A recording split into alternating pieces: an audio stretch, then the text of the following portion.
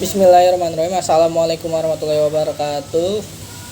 Izin perkenalkan, nama saya Abdul Rofi Awal Islam dari kelas PJKR dengan NIM 2101070. Di sini saya akan menjelaskan mengenai rangkuman tentang konsep psikologi olahraga. Jadi, psikologi yang secara etimologis berasal dari bahasa Yunani, yaitu piscine yang berarti main dan logos yang berarti study atau ilmu. Psikologi mempersoalkan inti dari jiwa manusia dan nilainya bagi manusia. Dengan begitu mempelajari guna memperoleh pemahaman yang lebih baik. Menurut Moon, Fernald dan Fernald 1969, Hadjarjo 2008, Passer dan Smith 2008. Jadi sampai saat ini olahraga meluas dan memiliki makna sebagai sebuah fenomena, yaitu semakin meluas yang bersifat global di wilayah kajian hampir semua sendi-sendi kehidupan manusia. Olahraga mempengaruhi dan memengaruhi oleh bidang yang lainnya seperti pendidikan, ekonomi, politik, sosial budaya, psikologi, dan lain-lain. Lalu memahami dan menyadari nilai-nilai strategis, keterampilan, dan metode psikologi dalam aktivitas olahraga, maka sejak tahun yang lalu telah mendorong banyak pihak untuk membuka kajian khusus psikologi olahraga yang mempelajari dan menerapkan konsep-konsep dan teori aktivitas olahraga. Lalu ada pengertian konsep psikologi olahraga. Jadi konsep adalah mental image tentang sesuatu objek atau makna yang tertangkap berdasarkan ciri-ciri umum terdapat pada suatu objek menurut Lutan 2015. Lalu konsep merupakan satu pengertian umum yang biasanya dilakukan dengan satu kata, simbol, atau tanda menurut Chaplin 2009.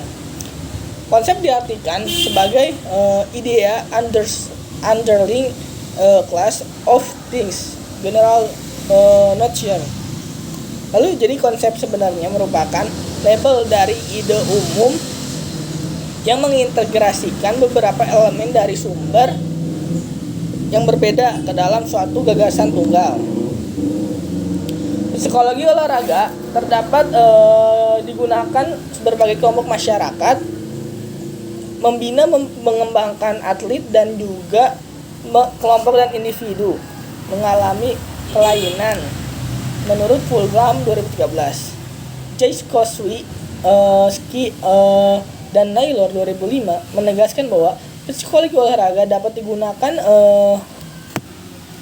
sebagai alat bantu pelatih dan tim upaya memenuhi tuntutan penampilan olahraga. Dari ada beberapa contoh aplikasi antara lain yang pertama dapat mengukur kelemahan dan kelebihan atlet. Lalu yang kedua mengelola kecemasan. Lalu yang ketiga isu-isu dalam transisi karir. Lalu yang keempat ada komunikasi atlet dan pelatih. Yang kelima ada membangun tim. Lalu ada model pendekatan. Jadi pendekatan individual. Yang pertama ada pendekatan individual.